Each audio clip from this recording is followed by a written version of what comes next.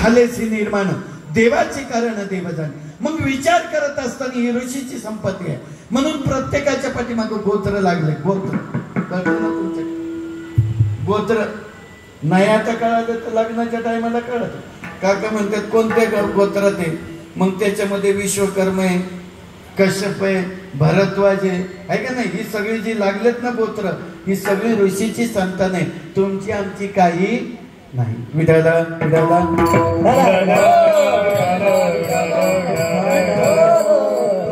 जगद्गुरु तुकोबराय प्रतिपादन करत असताना हे जे सर्व आहे तर हे सर्व ऋषीचं संतान आहे. ऋषीचं संतान असताना मात्र पुढच्या चरणामध्ये सांगतात अवतार तुम्हा धराया कारण उद्धराया जन जड जीवा.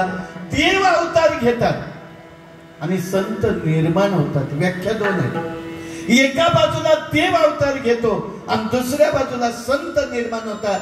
पण हे सर्व कशासाठी होतात तर वाढवण्यासाठी, सुख वाढवण्याकरता.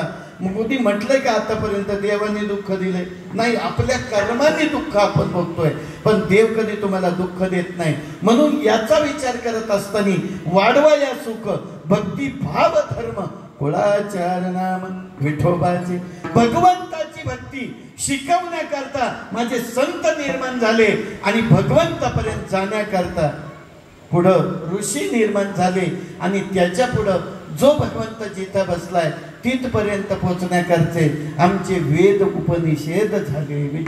अशा पद्धतीने विचार करत असताना जगद्गुरु तुकोबराया मात्र शेवटच्या चरणामध्ये सांगतात तुका म्हणे गुण चंदनाच्या झाडामध्ये सुगंध आहे पण बाबळीच्या झाडात सुगंध नाही. बाबळीच्या झाडाजवळ गेलं तर ते इतकं प्रेम करतं फक्त काटा पायात टोचू द्या लगेच आईन बापच आठवतंय. पण चंदनाच्या झाडाजवळ गेलं तर मन मोहून जाते. मग चंदनासारखा सुगंध असणारे माझे सर्व संत सज्जन आहे असे जगद्गुरु तुकोबरायांना उपमा देतात. असा अभंगाचा साधा सोपा सुटसुटीत 4 चरणाचा अर्थ झाला. आता आपलं कीर्तन झालं. विठ्ठल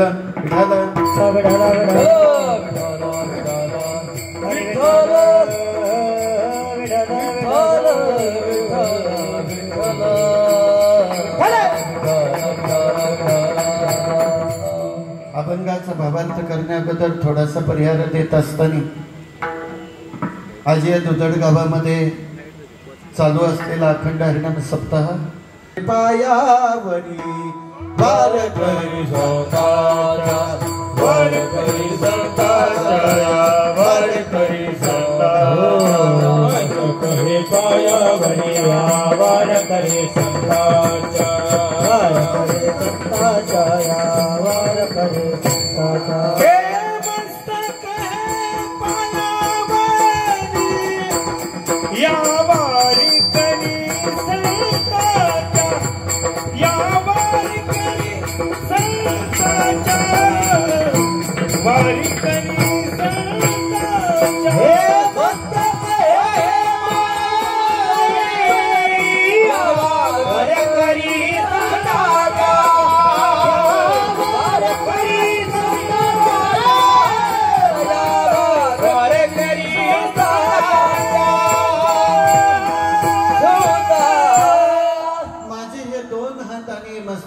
वारकरी संतांच्या पायावर ठेवून भावार्थ करूया. विठाला विठाला विठाला विठाला विठाला. तुम्ही सर्व गुणेजन आहात, सर्व टाळकरी मंडळी मनापासून तुम्हाला विनंती करतो टाळ वाजवा. कारण गायकांचा आवाज वर गेल्यावर टाळ खाली राहिलं होणार का?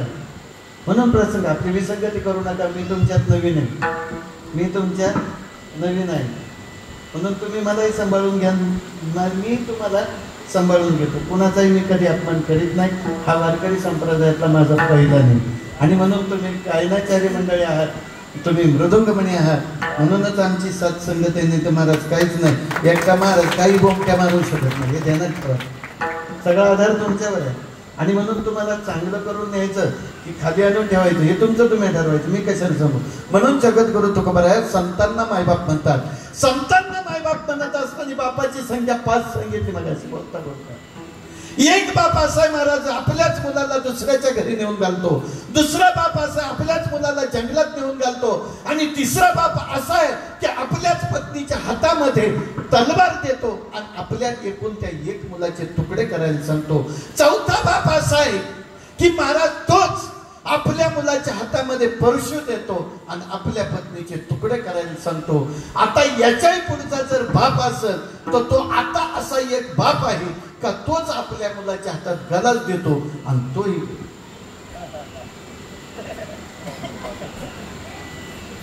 लक्षात आलं असेल तर मी काही वेगळा गलास नाही सांगत, मी चांगल्या ग्लासाचीच वाक्य करायची.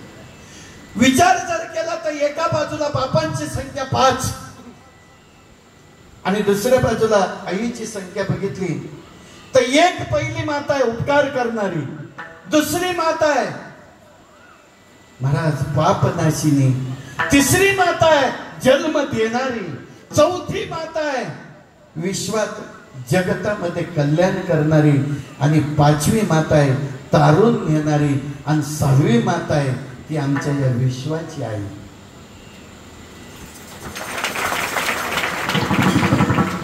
पहिला बाप जर बघितलं तर राजा दशरथ आहे महाराज. राजा दशरथ आपल्या मुलाला जंगलात पाठवून देतोय पण त्याचं दुःख त्याला होतं, तो एक बाप. दुसरा बाप जर बघितला तर भगवान श्रीकृष्ण परमात्म्याचा बाप ज्याचं नाव वसुदेव आहे.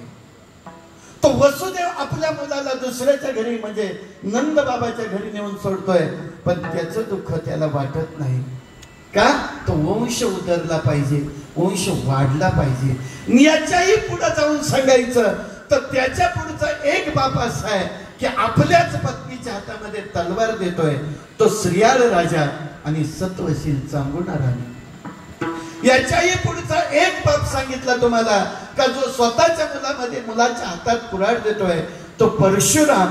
परशुरामाचा बाप जमदाग्नी ऋषी, जमदाग्नी ऋषीनं परशुरामाच्या हातात कुऱ्हाड दिली आणि आईचं मुंडकं तोडायला सांगावं. विचार करण्यासारखी गोष्ट. पण आईचं मुंडकं तोडायला मुलगा गेला, मुंडकं तोडलं, बापाने सांगितलं आनंदानं बाळा वा चांगलं काम केलं, माग तुला काय मागायचं ते. आता नाही आपल्यातल्या एखादी जाऊन कळलं ना, माझी भाषा कळते सगळ्यांना, मग सांगायची काय गरज आहे. विठाला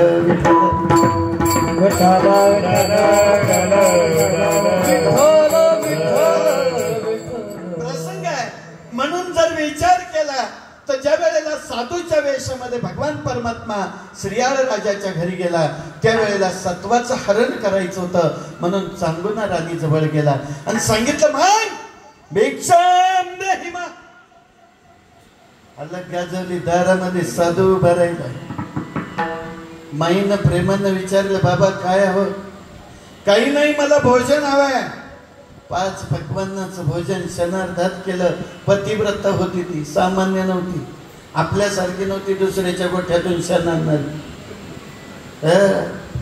महाराज ती सामान्य स्त्री नव्हती, तिच्यामध्ये सामर्थ्य होतं आणि त्या ठिकाणी 5 पक्वान्नाचं भोजन दिलं पण सांगितलं नाही हे जेवण मला चुकून लागत नाही. मग काय पाहिजे.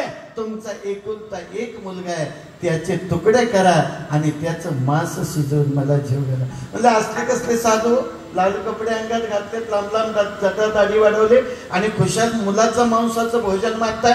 मांसाचं भोजन मागण्याचा हेतू उद्देश काय होता. जर तिनं ते मांसाचं भोजन दिलं नसतं तर सत्वाचं हरण झालं नसतं. म्हणून याच्यासाठी श्रीयाळ राजा च्या चांगुणाजवळ गेलेला भगवान परमात्मा त्याने एकुलत्या एक मुलाचं भोजन मागितलं. सांगा इथं बसलेल्या माझ्या माता भगिनीपैकी एखादीला एकुलतं एक आहे आणि मी सांगितलं तेवढं मला द्या, देतील का.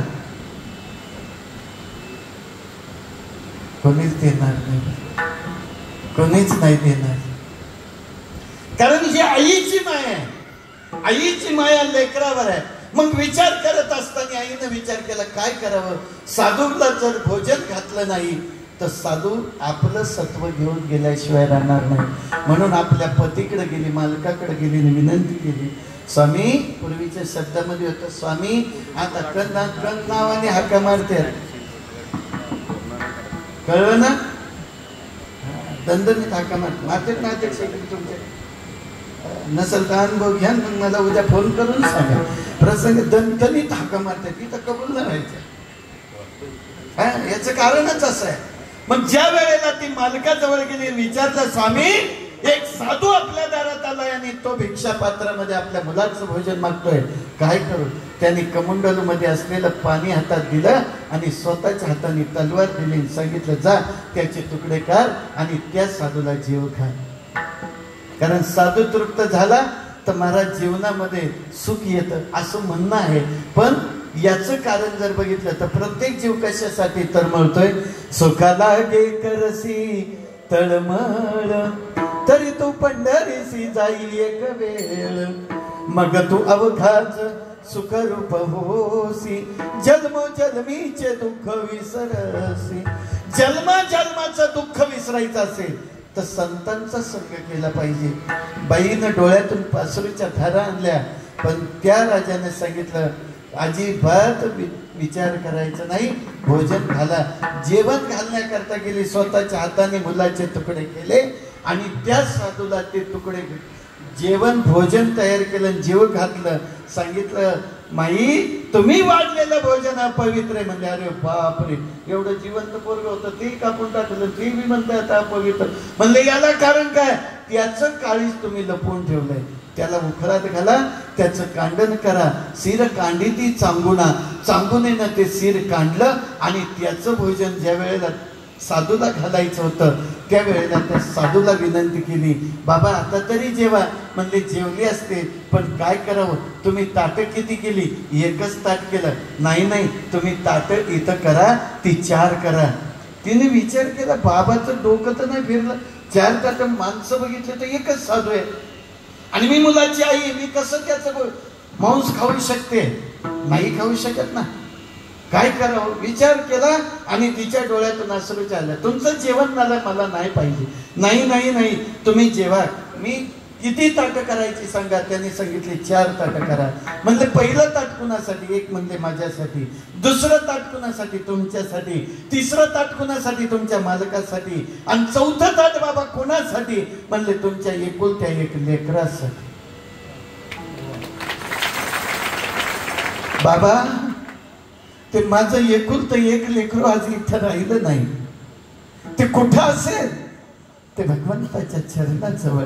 कैसे गेले देवराया देवराया, कैसे गेले देवराया देवराया, कैसे गेले